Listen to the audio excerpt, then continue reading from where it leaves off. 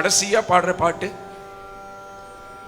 பெரியவா நம்மளுக்கு என்ன தத்துவத்தை சொல்லியிருக்காளோ, எப்பவுமே எந்த ஹிஸ் பிரீச்சிங் சிவனும் விஷ்ணுவும் ஒண்ணுதான், அத பேதமே கிடையாது. நம்ம முதல்ல சொன்ன மாதிரி விட்டல கணபதி துசானாகி, அது மாதிரி கடைசியில சிவனும் விஷ்ணுவும் ஒண்ணுதான். அதுக்கு அதோட அபங் வந்து துக்காராம் மகாராஜ் எழுதியிருக்கார்.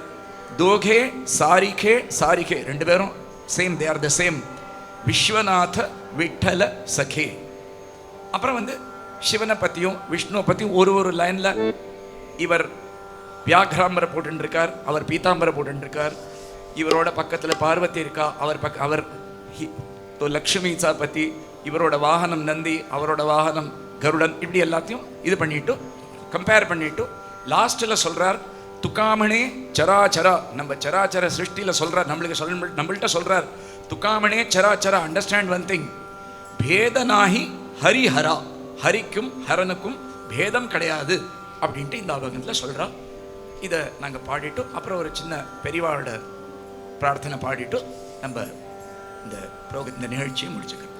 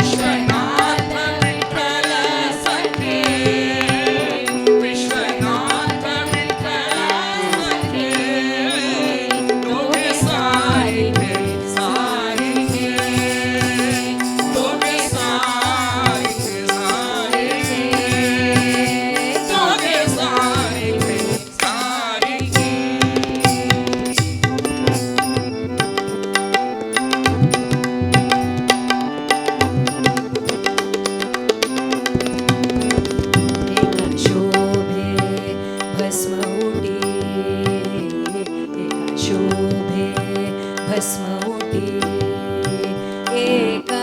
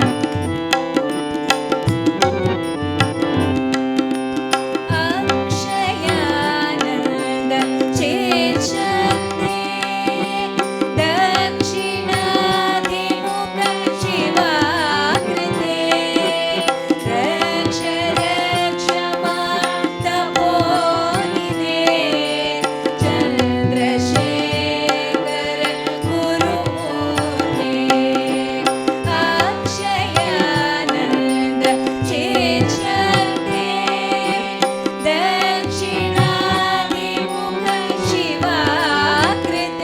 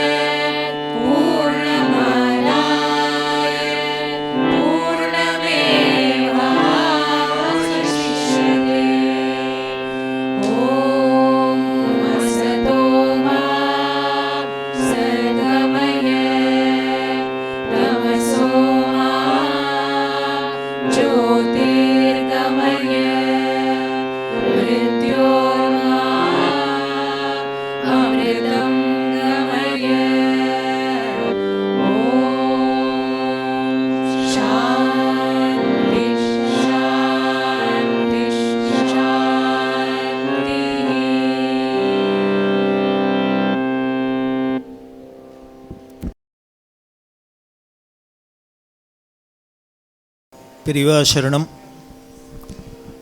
ஹர ஹர சங்கர், ஜெய ஜெய சங்கர்.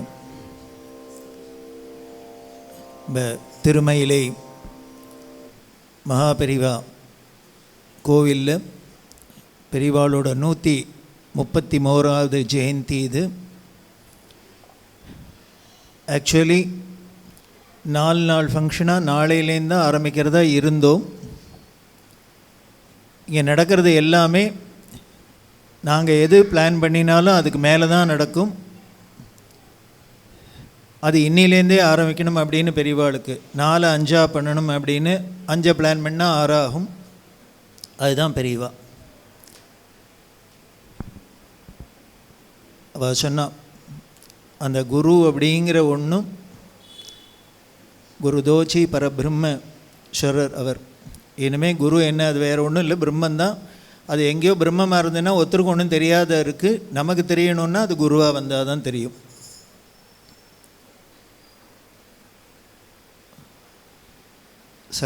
சகஜ சாந்தி சே ஆக்கர சமர்த்த ராமதாஸ்வரர் அந்த சாந்தியோட, அந்த சகஜ சாந்தியோட சுரங்கம் அவரோட பாதம். இப்படி அவங்கத்தில் குருவைத்தான் திருப்பி திருப்பி வர்ணிக்கிறா. தன்ய தன்யஹோ பிரதட்சிணான சத்குரு ராயாச்சி ஜாலித்வர சுரவர விமான உத்தராயாச்சி. அவள் குருவை பிரதட்சிணம் பண்ணவளை பார்க்குறதுக்கு தேவர்கள்லாம் அவளோட ஃப்ளைட்லேருந்து இறங்கி வந்து காத்துன்ருக்கா. அப்படி எல்லாம் வர்ணிக்கிறாள். கோடி பிரம்மஹத்யாம் ஹரதி கரிதாம் தண்டவத. ஒரு நமஸ்காரம் பண்ணால் போடும், கோடி பிரம்மஹத்தி பண்ண பாப்பம் கூட போய்டுறதுன்னு சொல்கிறார்.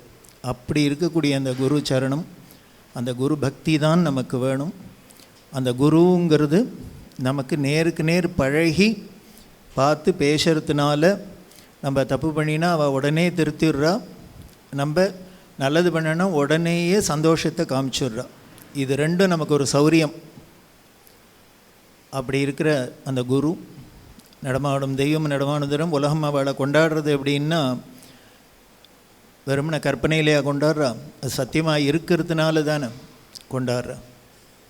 அப்படி இருக்கக்கூடிய பெரியவாளோட 133வது ஜெயந்தியில் இன்றைக்கி முதல் நிகழ்ச்சியாக எப்பொழுதுமே நம்ம தேவாரம் பன்னிசையோடு தான் ஆரம்பிக்கிறது.